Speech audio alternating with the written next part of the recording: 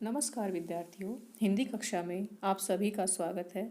बच्चों, आज हम अपनी हिंदी कक्षा में कृतिका का पाठ 1 मेरे संग की औरतें पढ़ेंगे।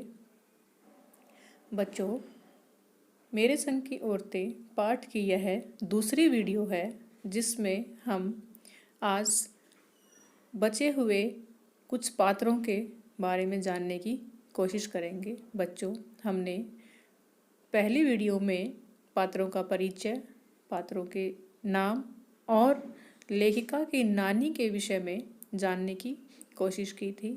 मैंने बताया था कि लेखिका के घर में उनकी जो परदादी, उनकी माँ, उनकी बहनें थी और उनका एक अलग पात्र से नाता तो क्या नहीं कह सकते, वो उनके जन्म से पहले ही चली गई थी, नानी, जिसके विषय में हमने कल बातें की थी। तो आज हम बात करते हैं लेखिका की माँ के बारे में। बच्चों, लेखिका की माँ एक सुंदर, पतली, दुबली और नाजुक सी औरत थी। वो खादी की साड़ी पहनती थी।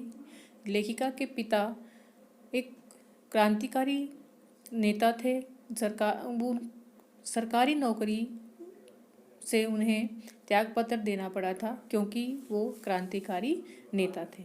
तो बच्चों, भारतीय माँओं से थोड़ा सा अलग थी लेखिका की माँ, क्योंकि भारतीय माँ अक्सर अपने बच्चों के लिए देखभाल में ही उनके खुशी के लिए अपना पूरा जीवन उन पर न्यौछावर कर देती हैं। लेकिन लेखिका की माँ बच्चों की बहुत ज़्यादा चिंता नहीं रखती थी। इसके 2 कारण हो सकते हैं। एक, उनकी रुचि कम हो सकती है। दूसरा, वो बीमार रहती थी। हो सकता है इस कारण उन्हें बच्चों पर ज़्यादा ध्यान ना दे सकी हो। उन्हें पुस्तकें पढ़ना और संगीत सुनना बहुत अच्छा लगता था। बीमार रहने के कारण वो ज़्यादातर बिस्तर पर रहती थी। तो बेटा, इसलिए वो वहाँ पर अपनी संगीत में व्यस्त रहती थी और पुस्तकें पढ़ने में व्यस्त रहती थी। वे कभी झूठ नहीं बोलती थी और बच्चे, घर में सभी मेंबर उस पर बहुत विश्वास करते थे क्योंकि वो कभी झूठ नहीं बोलती थी और किसी की गोपनीय बातें वह दूसरे को नहीं बताती थी। तो इस प्रकार लेखिका की माँ जो है एक आदर्श पात्र थी।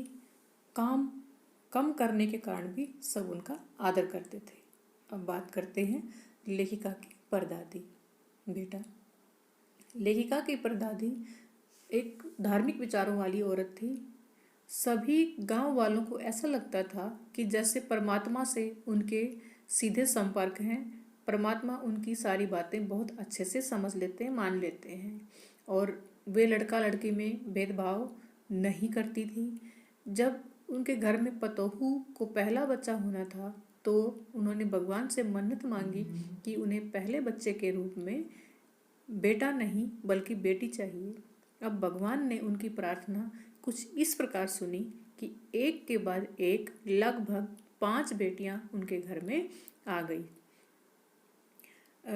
दादी जो है बेटे की बजाय बेटियों को ज़्यादा सहनशील और ज़्यादा होनहार मानती थी। उनका मानना था कि लड़कों से ज़्यादा अच्छे से लड़कियां काम करती हैं। तो उन्होंने अपने बेटे के लिए, अपने पतोहू के लिए पहले बच्चे के रूप में बेटी को मांगा और उनके घर में लगभग 5 बेटियां आई। उसके बाद उनका एक बेटा राजीव यहाँ पर आया। दादी अपने शील स्वभाव के कारण किसी को भी वश में कर लेती हैं।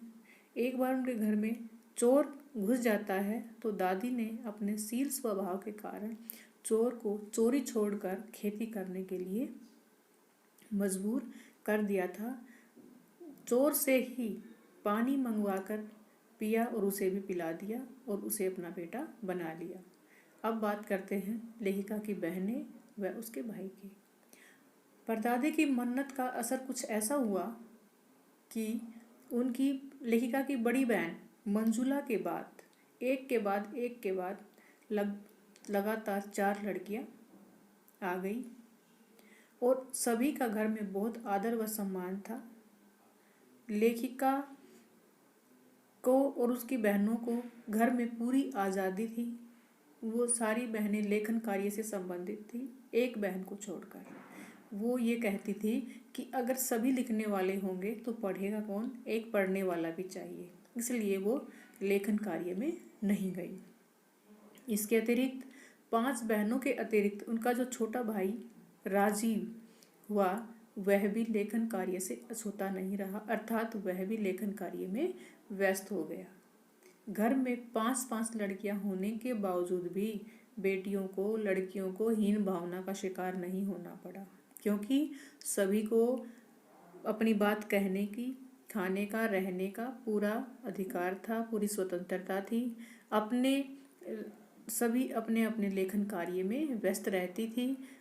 उस समय जब लड़कियों का बहुत सम्मान नहीं होता था, बल्कि पैदा होते ही उन्हें मार दिया जाता था, उस समय लेखिका और उसकी बहनों को घर में पूरे आदर व सम्मान के साथ रखा जाता था और पूरी स्वतंत्रता के साथ रखा जाता था।